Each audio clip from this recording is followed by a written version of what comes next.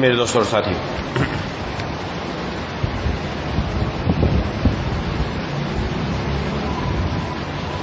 قرآن کریم میں اللہ تبارک و تعالی نے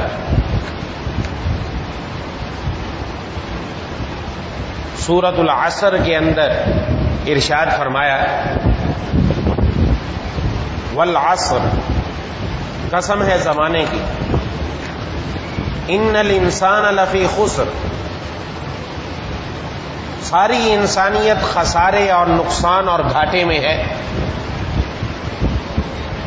اس نقصان سے بچنے والے کون لوگ ہیں؟ الا الذین آمنوا وعملوا الصالحات وتواصوا بالحق وتواصوا بالصبر۔ اس نقصان سے وہ لوگ بچیں گے جو 4 کاموں کا اہتمام کرتے ہیں۔ نمبر 1 وہ ایمان لانے والے ہیں، نمبر 2 وہ نیک اعمال کرتے ہیں، اور نمبر 3 وہ ایک دوسرے کو حق کی وصیت و نصیحت کرتے ہیں، اور نمبر 4 وہ ایک دوسرے کو صبر کی وصیت اور نصیحت کرتے ہیں۔ حق کی وصیت، لفظ حق سے مراد قرآن کریم میں یہاں پر کہ نیک اعمال کی دوسروں کو ترغیب دیتے رہنا، اللہ تعالی کے احکام کی، روزہ، نماز، زکوٰۃ، حج، اور صبر سے مراد ایک دوسرے کو برائی سے بچنے کی تلقین کرتے رہنا۔ اس سے معلوم ہوا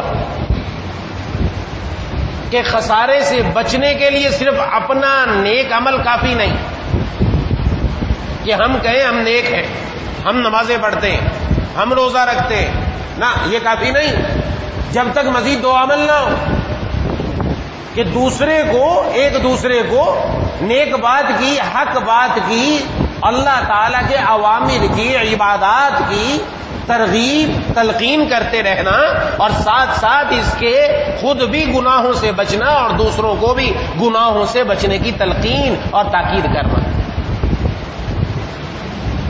یہ جب 4 چیزیں انسان میں پائی جائیں گی، یہ انسان یقیناً خسارے سے بچ نکلا، کامیاب ہے۔ جس کو ہم تعبیر کرتے ہیں امر بالمعروف اور نہی عن المنکر، نیکی کا حکم دیتے رہنا اور برائی سے بچنا۔ امت مسلمہ ہم میں سے ہر آدمی، اس کی ہر جگہ پر الگ الگ حیثیت ہے، اپنی حیثیت کے موافق اس کے ذمے میں شریعت کا حکم ہے۔ اس لیے جناب نبی کریم صلی اللہ علیہ وسلم نے ارشاد فرمایا کہ من رأى منکم منکرا فلیغیرہ بیدہ، جو تم میں سے کسی برائی کو دیکھے اپنے ہاتھ سے تبدیل کرے۔ یہ ترجمہ میں نے کہا ہاتھ سے تبدیل کرے، یہ بات سمجھنے کی ہے، میں آگے عرض بھی کر دوں گا مثالوں سے اور واقعات سے ہاتھ سے تبدیل کیسے ہوتا ہے۔ فَإِن لَّمْ يَسْتَطِعْ، اگر اس کی طاقت نہیں رکھتے، کیا مطلب؟ اگر ہاتھ سے تبدیل کرنے لگے تو فساد کھڑا ہو جائے گا، تو پھر کیا کرے؟ فَبِلِسَانِهِ، اپنی زبان سے تبدیل کرے۔ فَإِن لَّمْ يَسْتَطِعْ، اور اگر زبان سے بھی کہنے کی وہاں قدرت نہیں، کہے گا فساد ہو جائے گا، تو فَبِقَلْبِهِ، اپنے دل سے اس کو تبدیل کرنے کی کوشش کرے، اور یہ ایمان کا سب سے کمزور ترین درجہ ہے۔ یہ بھی میں نے اور آپ نے دیکھنا ہے کہ ہم ایمان کے کس درجے پر قائم ہیں۔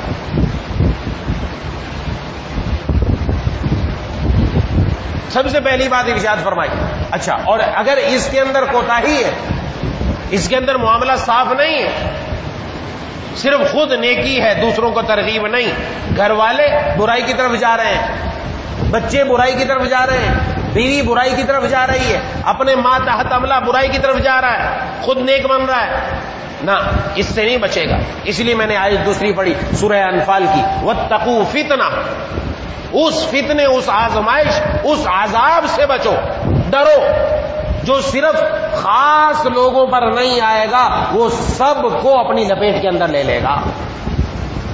چند لوگوں پر نہیں جائے گا کہ انہوں نے گناہ کیا اس لیے آئے، نہ، ان لوگوں پر بھی آئے گا جنہوں نے گناہ تو نہیں کیا لیکن گناہوں کو تبدیل کرنے پر، دوسروں کو اس کے اندر بتانے پر قادر تھے، انہوں نے یہ عمل نہیں کیا، وہ بھی اس لپیٹ کے اندر آئے۔ جناب نبی کریم صلی اللہ علیہ وسلم نے ارشاد فرمایا، حدیث شریف ہے شعب الایمان کے اندر، امام بیہقی رحمہ اللہ نے نقل کیا، اوحى اللہ عز وجل الی جبرائیل علیہ السلام، کہ اللہ تبارک و تعالی نے جبرائیل امین کو حکم دیا کہ جاؤ اور جا کر فلاں بستی کو الٹ دو، بستی کو اور بستی والوں کو الٹ دو۔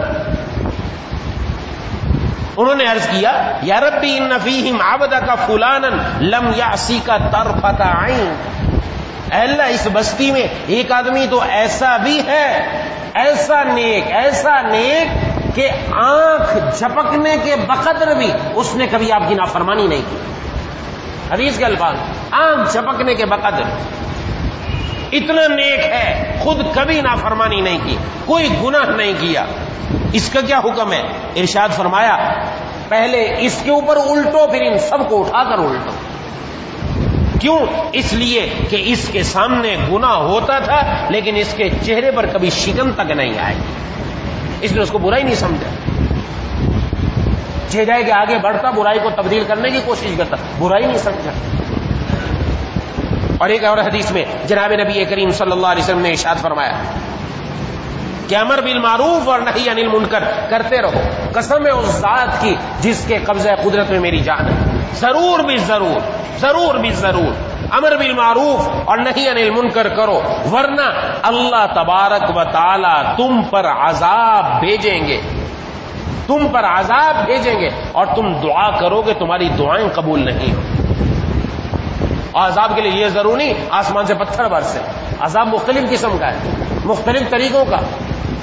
یہ عذاب صرف یہی نہیں، یہ مختلف مصیبتیں، تکلیفیں انسان کو جو آتی ہیں یہ دنیا کے اندر، یہ ساری کی ساری وَلَنُذِيقَنَّهُم مِّنَ الْعَذَابِ الْأَدْنَىٰ دُونَ الْعَذَابِ الْأَكْبَرِ لَعَلَّهُمْ يَرْجِعُونَ، وہ بڑے عذاب سے پہلے یہ چھوٹی چھوٹی تکلیفیں، چھوٹی چھوٹی پریشانیاں، یہ بھی اسی کا ایک حصہ ہے، اس کے ذریعے ہم چکھاتے ہیں کہ شاید بندہ لوٹ کر ہماری طرف آ جائے، یہ بھی انہی کی طرف سے مختلف قسمیں۔ تو تم دعا کرو، ویسے تو اللہ تعالی نے فرمایا ادعونی، مجھ سے مانگو، مجھ سے دعا کرو، میں تمہاری دعا قبول کروں گا، لیکن ان کے لیے وعدہ نہیں ہے کہ دعا کریں گے تو قبول کروں گا، ان کی دعا قبول کرنا اللہ نے اپنے ذمے میں نہیں لیا، یہ دعائیں کریں گے، دعائیں ان کی قبول نہیں کی جائیں اس عمل کو چھوڑنے کی وجہ سے۔ یہ ان اعمال میں سے ایک عمل ہے، بہت سارے اعمال ہیں، ان اعمال میں سے ایک عمل جس کی وجہ سے عذاب اللہ تعالی کی طرف سے صرف اس آدمی پر نہیں آتا جو اس گناہ میں مبتلا ہے، دوسروں کو بھی اپنی لپیٹ میں لیتا ہے جو اس کو روکنے پر قادر تھے، جو اس کو تبدیل کرنے پر قادر تھے، نہیں کیا۔ گھر کا بڑا سربراہ تبدیل کر سکتا ہے، قوم کا سربراہ تبدیل کر سکتا ہے، اور پھر اس سے آگے بڑھ کر حکومتیں، اس سے آگے بڑھ کر جن کے پاس اختیارات ہیں جو تبدیل کر سکتے ہیں، وہ تبدیل نہ کریں تو پھر اللہ تعالیٰ کا عذاب عمومی آتا ہے، پھر کوئی نہیں بچ سکتا۔ اس لیے جناب نبی کریم صلی اللہ علیہ وسلم نے یہ ارشاد فرمایا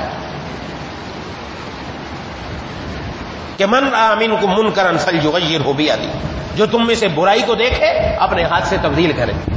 ہاتھ سے تبدیل وہ کرے جو بڑا ہے، جس کو پتا ہے کہ میں یہ کام اگر اس کو روکوں گا، اگر اس سے یہ برا کام اس سے چھڑوا دوں گا تو کوئی فساد نہیں ہے۔ گھر کا سربراہ ہے، کر سکتا ہے، شوہر ہے بیوی سے، والد ہے اولاد سے، یا ویسے ہی قوم کا سربراہ ہے، اس کو معلوم ہے یہ میرے سامنے نہیں بول سکتا، قوم کا مقتدی ہے، تو خود جناب نبی کریم صلی اللہ علیہ وسلم نے کر کے دکھایا۔ آپ صلی اللہ علیہ وسلم کے سامنے ایک صحابی تشریف لائے اور ان کے ہاتھ میں سونے کی انگوٹھی تھی، انہوں نے سونے کی انگوٹھی پہن رکھی تھی۔ آپ صلی اللہ علیہ وسلم نے ہاتھ سے تبدیل فرمایا۔ کیسے؟ آپ آگے بڑھے اور انگلی سے وہ انگوٹھی نکالی اور اٹھا کر پھینک دی، اور ارشاد فرمایا کہ تم میں سے کوئی ایک یہ سونے کو اٹھا کر اپنی انگلی میں پہنتا ہے تو وہ آگ کا انگارہ پہنتا ہے، کیونکہ سونا پہننا مرد کے لیے حرام ہے، اجازت نہیں ہے کسی بھی طور پر، صرف عورت کے لیے اجازت ہے۔ اور سونے چاندی کے برتن استعمال کرنا نہ مرد کے لیے اجازت ہے نہ عورتوں کے لیے، کسی کے لیے نہیں. برتن تو استعمال کرنے کی اجازت نہیں، پہننے کی سونے کی اجازت نہیں ہے. کہ جناب نبی کریم صلی اللہ علیہ وسلم نے ایک حدیث میں ارشاد فرمایا، ریشم اور سونا دونوں کی طرف اشارہ کر کے فرمایا یہ دونوں میری امت کے مردوں پر حرام کر دیے گئے ہیں. اور اس کے بدلے میں کیا ہوگا؟ بخاری شریف کی حدیث میں ہے، فرمایا یہ حرام کر دیے گئے، اور جو بندہ دنیا میں اللہ کی فرما برداری کرتا ہے، رب تعالیٰ کے احکامات پر عمل کرتا ہے، کل قیامت والے دن اللہ تعالیٰ جنت میں اس کو ریشم بھی عطا فرمائیں گے اور سونا بھی عطا فرمائیں گے، وہاں جا کر آرزو پوری ہوگی. تو آپ صلی اللہ علیہ وسلم نے اٹھا کر نکال کے پھینک دی، تبدیل فرمایا. جب پھینک دی آپ صلی اللہ علیہ وسلم تشریف لے گئے، یہ ہاتھ سے تبدیل فرمایا. یہ گھر کا سربراہ کر سکتا ہے، سربراہ کے اندر یہ قوت ہے، کیونکہ سامنے والا آگے سے کچھ نہیں بولے گا. جس کو اس کے ساتھ محبت ہے، جس کو اس کے ساتھ الفت ہے، جس کو انسیت ہے. لیکن آج مصیبت یہ ہے کہ ہم ان برائیوں کے سامنے بند باندھنے کی بجائے ان کے سامنے لیٹ چکے ہیں. یہ برائیوں کا سمندر ہمارے اوپر سے گزرتا ہوا نکلتا چلا جا رہا ہے کہ کوئی روکنے کے لیے تیار نہیں، کوئی اس کو تبدیل کرنے کے لیے تیار نہیں، کوئی بولنے کے لیے تیار نہیں. بس یہ ڈر دل میں لگا ہے کہیں بچہ ناراض نہ ہو جائے، بیٹی ناراض نہ ہو جائے، بیوی ناراض نہ ہو جائے، چچا تایا ناراض نہ ہو جائے، معاشرہ ناراض نہ ہو. یہ فکر ہے، صرف اسی کی فکر ہے. لیکن جناب نبی کریم صلی اللہ علیہ وسلم نے یہاں سے سمجھایا اس کی ذمہ داری ہے اس بڑے سربراہ کی، یہ اپنے ہاتھ سے تبدیل کرے. یہ ذمہ داری پوری نہیں کرے گا تو عذاب کی لپیٹ میں یہ خود بھی آئے گا. یہ نہ سمجھے کہ بچ گیا ہے، نہیں. جیسے میں نے بتا دیا کہ اس بندے کے بارے میں حکم دیا اس کو بھی پکڑ کے اس کے ساتھ اترو. جبرائیل امین کو یہ بستی تو الٹنی ہے، بندہ پہلے الٹو اور ساری بستی کو اٹھا کر اس پر الٹو. اور آج یہی ہو رہا ہے عموم. اور آپ صلی اللہ علیہ وسلم نے جب پھینک دیا تشریف لے گئے تو صحابہ کرام نے ان صحابی سے فرمایا محبت یہ ہوتی ہے، جو ابھی یاد رکھنے کی، اطاعت یہ ہوتی ہے، یہ عمل ہوتا ہے، یہ ہوتی ہے محبت. کہ یہ کہتے ہیں ہم کو حضور صلی اللہ علیہ وسلم سے محبت ہے. کیسی محبت؟ یہ محبت جو ابھی نظر آئے گی. انہوں نے کہا کہ آپ اس کو اٹھا لیں اور گھر کے استعمال میں لے لیجئے. مرد کے لیے پہننا حرام ہے، عورت کے لیے تو نہیں. اور اس کو بیچ کر اس کا پیسہ استعمال کرنا حرام نہیں، جائز ہے. پہننے کی اجازت نہیں، استعمال تو کی جا سکتی ہے. آپ اٹھا لیجئے اور اٹھا کر اس کو اپنے استعمال میں لے لیجئے. تو عجیب محبت بڑا جواب دیا. میں اللہ کی قسم جس چیز کو جناب نبی کریم صلی اللہ علیہ وسلم نے اٹھا کر پھینک دیا میرے اندر جرأت نہیں کہ اس کو دوبارہ اٹھا کر استعمال کرنا. یہ ہے محبت. یہ اسی لیے رضی اللہ عنہ ورضوا عنہ کا لقب ایسے نہیں ملتے. اور آج ہمیں پتہ ہے حضور صلی اللہ علیہ وسلم کا حکم ہے، لیکن پھر بھی کہتے ہیں نہیں کرنا ہے. میں نے ادھر سے محبت کا بھی دعویٰ ہے. یہ محبت کمزور ہے، یہ جھوٹی محبت ہے، یہ زبانی محبت ہے، یہ دل تک نہیں پہنچی. محبت تو وہ ہے جو دل تک ایسی پہنچے کہ بندے کو اپنے محبوب کے قدموں میں گرا دے. حکم آ جائے بھلے کوئی ناراض ہوتا ہے، ناراض ہو جائے، ہمیں کسی کی پرواہ نہیں. ہمیں پرواہ ہے تو اپنے محبوب جناب نبی کریم صلی اللہ علیہ وسلم ہم ان کے نقش قدم پر چلیں. اور جناب نبی کریم صلی اللہ علیہ وسلم نے ایک حدیث میں ارشاد فرمایا کہ بنی اسرائیل میں خرابی کہاں سے آئی؟ وہ یہاں سے. اور وہی چیز آج ہمارے اندر ہے. حدیث میں ارشاد فرمایا بنی اسرائیل میں خرابی کہاں سے آئی؟ کہ ان کے اندر ایک آدمی نے نیک ہے، دوسرے کو دیکھا کوئی گناہ کرتے ہوئے، برا کام کرتے ہوئے، تو اس کو زبان سے سمجھایا. پہلے دن تو اچھا کام کیا، زبان سے سمجھایا یہ حلال نہیں ہے، حرام ہے، غلط کام کر رہے ہیں، اس کو چھوڑ دو. یہ تو کہہ دیا، لیکن اگلے دن جب آیا تو اس کو دیکھا وہی کام کر رہا ہے. اگلے دن پھر آیا، دیکھا وہی کام کر رہا ہے. اب بولنا ہی چھوڑ دیا. ایک دن بولنے کے بعد اب اسی کے ساتھ بیٹھ کر کھا رہا ہے، اسی کے ساتھ بیٹھ کر پی رہا ہے، اسی کے ساتھ بیٹھ کر سارے تعلقات دوستانہ بڑھایا جا رہا ہے. اور یہاں تک یہ ہوا کہ وہ گناہ اس بندے سے نکل کر اس کے اندر اور پھیلتا چلا گیا. اور بنی اسرائیل میں تباہی اس طرح آئی ہے. اور آج بھی یہی ہے کہ ہماری دوستی، ہمارا اٹھنا بیٹھنا، ہمارے تعلقات، ہماری سنگت ان لوگوں کے ساتھ ہے کہ جو اللہ تبارک و تعالیٰ کی نافرمانی میں مبتلا ہے، اللہ سے دور ہے. کہتے ہیں جی ہمارا معیار ہے، ہمارا اسٹیٹس ہے، ہم بڑے لوگ ہیں، بڑے لوگوں میں اٹھے بیٹھیں گے. تو قرآن کریم میں یہ حکم نہیں دیا گیا اپنے معیار کے مطابق لوگوں میں بیٹھو. یہ کہیں حکم نہیں ہے، یہ کہیں حکم نہیں ہے. جناب نبی کریم صلی اللہ علیہ وسلم کو حکم دیا گیا گھر سے اٹھا کر قرآن کریم میں آپ جائیے اور صحابہ کرام جو مسجد میں اللہ تبارک و تعالیٰ کے دین کے لیے بیٹھے آپ اپنے جا کر ان کے اندر لے جا کر بٹھائیے. حضور صلی اللہ علیہ وسلم کو فرمایا گیا اسے آپ اندازہ لگائیں جہاں اللہ تعالیٰ کی بات ہو اس کی قیمت کتنی ہے کہ نبی کو بھی حکم دیا جا رہا وہاں جا کر تشریف رکھیں تاکہ ان کو فائدہ ہو آپ سے اور آپ سے دین حاصل کر کے مزید آگے بڑھیں. دوستی اور تعلق کس سے ہونا چاہیے؟ قرآن میں بتایا گیا کونوا مع الصادقین. تمہارے دوست کیسے ہونے چاہیے؟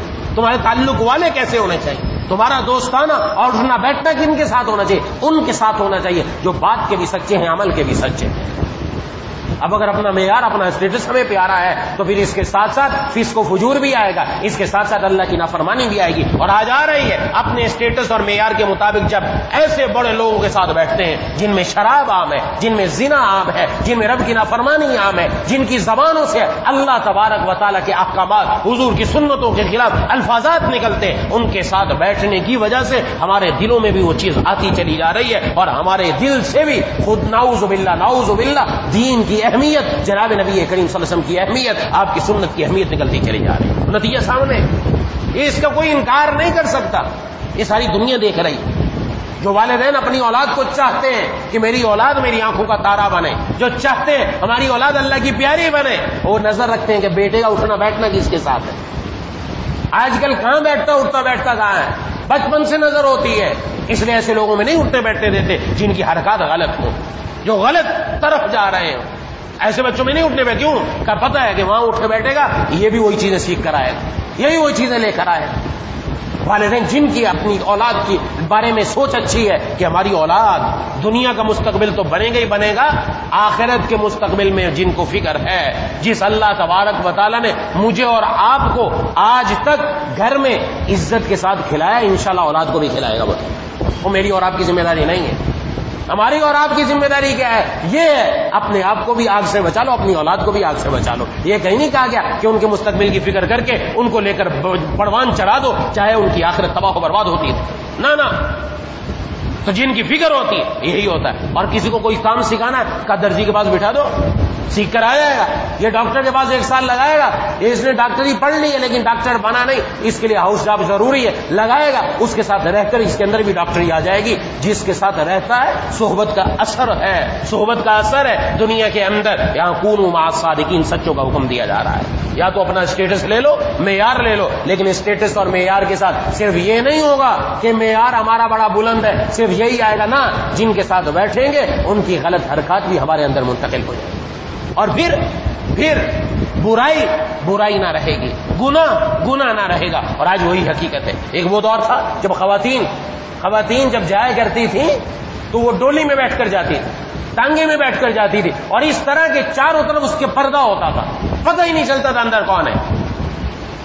اس دور کے اندر اگر کسی عورت کے بارے میں پتہ چل جاتا کہ گھر سے بغیر نقاب کے نکلی ہے, تھو کرتے تھے لوگ, تف کر کیا کرتے تھے. اپنے بزرگوں سے پوچھیے. اور آج کیا, آج تو اس کو چھوڑے, دوپٹہ وہ برقع تو کیا, چہرے کا پردہ کیا, آج تو دوپٹہ بھی گلے سے نکل گیا ہے اور اس کو بھی معجوب نہیں سمجھا جاتا. نعوذ باللہ. کیوں؟ اس لیے کہ گناہ کے ساتھ رہ کر اب کیفیت یہ پہنچ چکی ہے کہ اس گناہ کو بھی گناہ نہیں سمجھا جا رہا. ہم ماڈرن ہیں, ہم دنیا کے ساتھ چلتے ہیں. یہ مولوی لوگ قدامت پسند ہیں, یہ پیچھے کی طرف لے کر جاتے ہیں, یہ ان کی باتیں ایسی ہوتی ہیں, یہ ہماری باتیں نہیں. یہ محبوب کبریا خاتم الانبیاء جناب نبی کریم صلی اللہ علیہ وسلم کی ارشاد مبارک جو آپ کے سامنے رکھ دیا, اللہ کا حکم مبارک جو سامنے رکھ دیا, جس میں پردے کا بھی حکم ہے اور گھر میں رہنے اور سہنے کا بھی حکم ہے. ہماری عورتوں سے بڑھ کر وہ خواتین جو گزر چکی, جو ہماری سروں کے تاج, جو تمام مومنین کی مائیں ازواج مطہرات جناب نبی کریم صلی اللہ علیہ وسلم کی, وہ ہم سے بہت اچھی زندگی گزار کر بھی چلی گئی, اور جو ان کا رتبہ دنیا میں تھا آخرت میں اس سے بھی اللہ تعالیٰ نے بلند عطا فرما رکھا.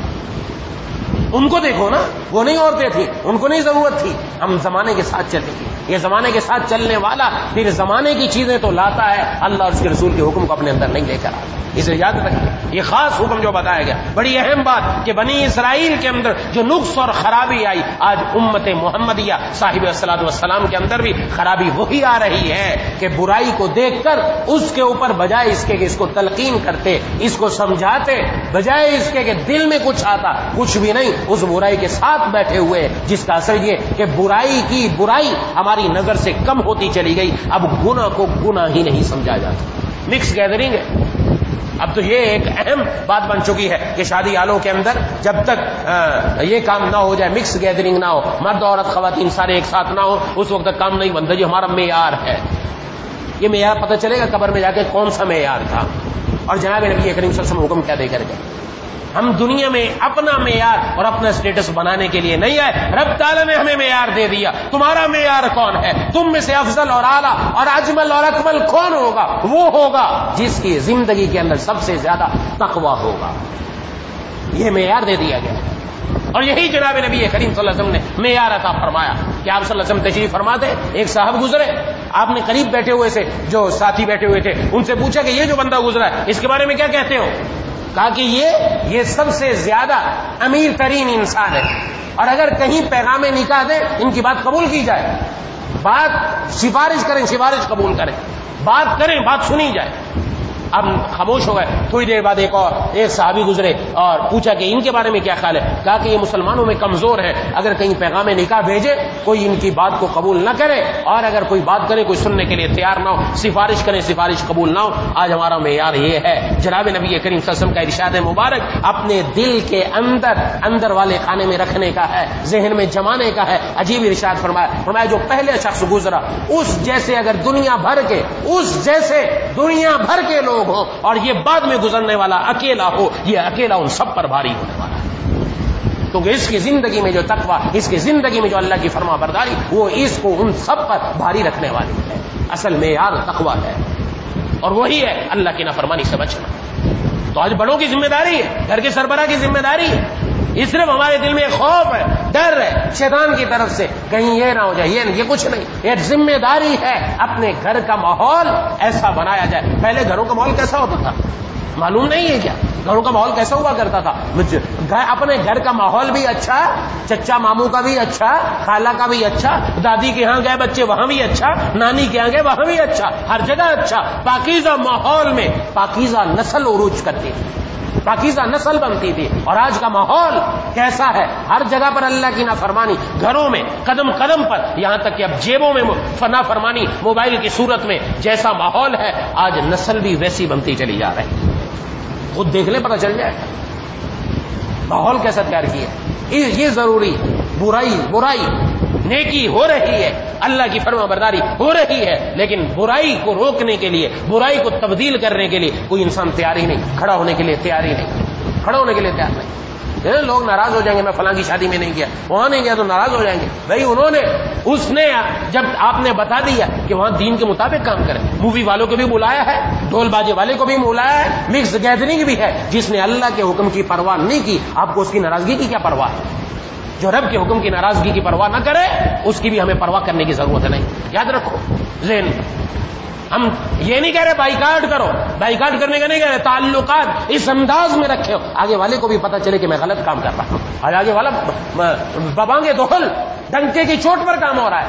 اور اچھے بھلے نوجوان نمازوں کا اہتمام کرنے والے، صف اول میں آنے والے اور اعتکاف میں بیٹھنے والے، رب کے سامنے راتوں کو رونے والے، اللہ کے سامنے گڑ گڑانے والے، اور جب دوستوں کی شادی ہوتی ہے ناچتے ہیں، سرے عام ناچ رہے ہیں، بھنگڑا ڈالا جا رہا ہے.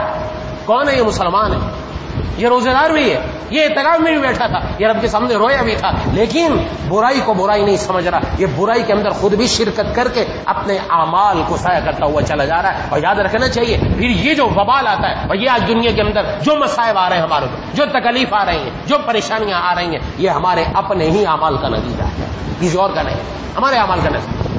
ہم اگر اللہ کے سامنے توبہ کرنے والے ہو جائیں، ہم اگر اپنے آپ کو رب تعالیٰ کے سامنے سچی توبہ کرنے والے، اپنی حدود میں، میں اور آپ ہر آدمی یہ کوشش کرے کہ انشاءاللہ میں خود بھی گناہوں سے بچوں گا، اپنی حدود میں بھی کوشش کروں گا انشاءاللہ. اپنے گھروں میں بھی کوشش کریں، بات چلائیں، محبت کے ساتھ بڑھائیں.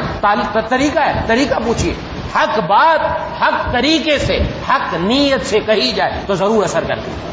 لیکن آج بات ہم حق کرتے ہیں، طریقہ حق نہیں ہوتا. ہم ایسے جیسے لاٹھی اٹھا کر مار دی، بات ہماری اس انداز میں ایسے نہیں. طریقہ حق ہو اور نیت بھی اچھی ہو. آج نیت بھی ہماری اچھی نہیں، میں اپنے آپ کو بڑا سمجھ کر میں بہت اچھا، بہت نیک، بہت اکمل اجمل ہوں، اس لیے میں دوسروں کو نہ میں اپنے آپ کو سب سے نیچا سمجھوں. ہمارے حضرات نے ہمیں یہی تلقین کی، اپنے آپ کے لیے سب سے پہلے بیان، دوسروں کے لیے بیان بعد میں، پہلے بیان اپنے لیے ہونا چاہیے. حضرت شاہ اسماعیل شہید رحمۃ اللہ علیہ ایک مرتبہ بیان فرمایا، بہت مجمع، آپ کا بیان لوگوں کی زندگیوں کو بدل دینے والا، توبہ طائب ہو کر لوگ اٹھا کرتے تھے۔ جب آپ مسجد سے نکلنے لگے، بڑے مجمع کثیر کو بیان فرمایا، اور 15-20 منٹ نہیں، گھنٹوں کا بیان۔ اور جب اترے تو ایک بندہ دوڑتا ہوا آیا اور اوپر چڑھ رہا تھا، اس سے ملاقات ہوئی، اس نے سلام کیا، پوچھا کہ مولوی اسماعیل کا بیان تھا، ہو گیا؟ انہی سے پوچھا، انہوں نے کہا ہاں ہو گیا۔ وہیں بیٹھ گیا، وہیں بیٹھ کے رونے لگا زور زور سے کہ میں تو اتنی دور سے آیا تھا اس کا بیان سننے کے لیے، اس کا بیان ہی ختم ہو گیا، میں تو اس کی بات، دین کی بات سننے کے لیے آیا تھا۔ اس کو تسلی دی، خود تسلی دی حضرت شاہ اسماعیل شیخ رحمہ اللہ نے، اور فرمایا میرا نام ہی اسماعیل ہے، تو ادھر بیٹھ۔ اور وہیں اس کو اپنے سامنے بٹھا کر، وہ جو مجمع کے سامنے سینکڑوں لوگوں کے سامنے جو آپ نے 2 گھنٹے 3 گھنٹے کا بیان فرمایا تھا، ایک آدمی کے سامنے بیٹھ کر وہی بیان کیا۔ لوگوں نے کہا کیا بات ہے، آپ نے ایک آدمی کے لیے بیان کیا، ضرورت کیا تھی؟ فرمایا پہلے بھی میں نے ایک کے لیے کیا تھا، پہلے بھی میں نے ایک کے لیے کیا تھا اور اب بھی ایک کے لیے، پہلے بھی میں نے اللہ کے لیے کیا تھا اور اب بھی اللہ کے لیے کیا۔ آگے مجمع دیکھا نہیں، مجمع ایک کا ہو یا 10 کا ہو، ہماری بات تو وہی ہے جو اللہ اور اس کے رسول کی بات ہے۔ یہ وہ حق نیت ہے، حق نیت، یہ انسان کے اندر تبدیلی پیدا کرنے والا، اس کی ضرورت ہے۔ ہم اپنے گھروں کے ماحول کو دیکھیں، ہم جہاں بیٹھتے ہیں وہاں دیکھیں میرے دوست، کوشش کریں، ہمت کریں، آگے بڑھیں، اپنے آپ کو گناہوں سے بچا کر، یہ نہی عن المنکر، برائی کو روکنا اور برائی سے دوسروں کو منع کرنا، یہ اپنے اندر لے کر آئے۔ جہاں برائی دیکھیں سمجھائیں اس کو، آہستہ آہستہ سمجھائیں۔ اگر وہ نہیں سمجھ پا رہا، نہیں آ رہا، تو پھر اس سے دوستانہ تعلق نہیں کہ اس کے ساتھ کھایا پیا بھی جا رہا ہے، اس کے ساتھ سیر و تفریح بھی ہو رہی ہے، اس کے ساتھ اٹھا بیٹھا بھی جا رہا ہے، یہ دوستانہ کل کو ہمارے اندر بھی وہ برائی پیدا کر دے، ہمارے اندر آ جائے، یہ بری صحبت کا نتیجہ ہے۔ اور یقیناً ہے جو شرابی کے پاس بیٹھے گا ضرور شرابی بن کر نکلے گا وہاں سے، جو چور کے پاس بیٹھے گا چور بن کر نکلے گا، آہستہ آہستہ اس کے ذہن سے وہ چوری کی خرابی نکل جاتی ہے، شراب کی خرابی نکل جاتی ہے۔ جو ایسے لوگوں میں بیٹھتے ہیں، جو نوجوان جو دنیا میں نظر آ رہے ہیں کہ کون کہاں بیٹھتا ہے، اس کی زندگی کیسے بدل گئی، تو یہی ہو، اس لیے فرمایا جا رہا ہے اپنے اندر یہ تبدیلی آنی چاہیے کہ ہم کوشش کریں، جو قرآن کریم نے فرمایا ساری انسانیت خسارے میں، ساری انسانیت گھاٹے میں، ساری انسانیت نقصان میں، بچنے والا کون ہے؟ آمنو وعملوا الصالحات، ایمان لانے کے بعد اعمال صالحہ کرنے والے، ایک دوسرے کو حق کی وصیت یعنی نیکی کی وصیت کرنے والے، نصیحت کرنے والے، وتواصوا بالصبر، اور ایک دوسرے کو صبر کی وصیت اور نصیحت کرنے والے، کہ ایک دوسرے کو برائی سے بچنے کی، روکنے کی تدبیر تلقین بتانے والے، کہ ہم بھی خود بھی برائی سے بچ جائیں، تمہیں بھی بچائیں۔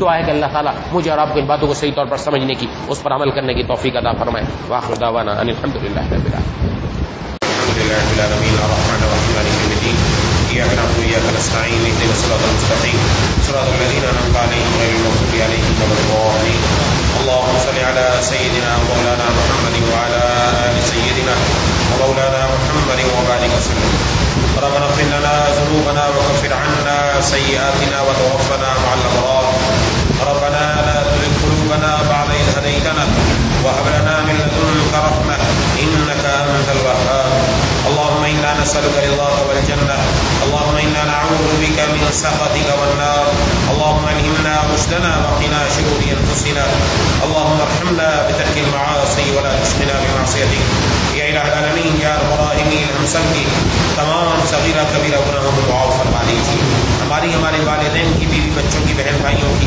دوستوں احباب کی، تمام رشتہ داروں کی، اہل پاکستان کی، پوری امت مسلمہ کی مغفرت فرما دیجیے یا ذا الجلال والاکرام یا الہ العالمین یا رب الراحمین۔ الطاف بھائی بیمار ہیں، ان کے لیے دعا کے لیے کہا ہے یا الہ العالمین، ان کو شفاء کاملہ عاجلہ مستمرہ نصیب فرما دیجیے، اور جو حضرات دعا کے لیے کہنا چاہتے تھے نہیں کہہ سکے، امید رکھتے تھے یا پیغام پہنچانا پہنچ سکا، یا اللہ سب کو شفاء کاملہ عاجلہ مستمرہ نصیب فرما دیجیے۔ اے الہ العالمین، اے رب الراحمین یا ذا الجلال والاکرام، یا اللہ مرنے سے پہلے سچی توبہ کی ضرور توفیق نصیب فرما دیجیے، ہم سب کا خاتمہ ایمان پر نصیب فرما دیجیے، سلامتی اعضاء سلامتی ایمان کے ساتھ زندہ رکھیے، سلامتی اعضاء سلامتی ایمان کے ساتھ دنیا سے اٹھائیے، رقیق القلب رحیم المزاج بنا دیجیے، قلب سلیم فہم سلیم عقل سلیم عطا فرما دیجیے، حاسدین کے حسد، شریروں کے شر نظر بد سے حفاظت فرما دیجیے، مولا کریم اے الہ العالمین ان کے پاکستان کی نظریاتی اور جغرافیائی سرحدوں کی حفاظت فرما دیجیے، یا اللہ معیشت کا جو طوفان آیا ہوا ہے اے الہ العالمین، اس میں یا اللہ تمام مسلمانوں کو یا اللہ ان کے رزق میں خوب برکتیں نصیب فرما دیجیے، بآسانی تمام خرچے پورے کروا دیجیے، کسی سے قرض لینے کی نوبت نہ آئے، یا اللہ جو مقروض ہیں ان کو قرضوں سے رہائی نصیب فرما دیجیے، مولا کریم الہ العالمین جو بے روزگار ان کو حلال رزق والا روزگار عطا فرما دیجیے، جن کو حلال روزگار میسر ان کی روزی میں برکت عطا فرما، جن کے ذاتی گھر نہیں ان کو ذاتی گھر نصیب فرما، مولا کریم الہ العالمین اے الراحمین یا ذی الجلال والاکرام، جن دعائیں آپ کے محبوب جناب نبی کریم صلی اللہ علیہ وسلم نے مانگی سب ہم سب کے حق میں قبول فرما، جن چیزوں سے پناہ مانگی ان سب سے ہم سب کو پناہ عطا فرما، ربنا تقبل منا انک انت السمیع العلیم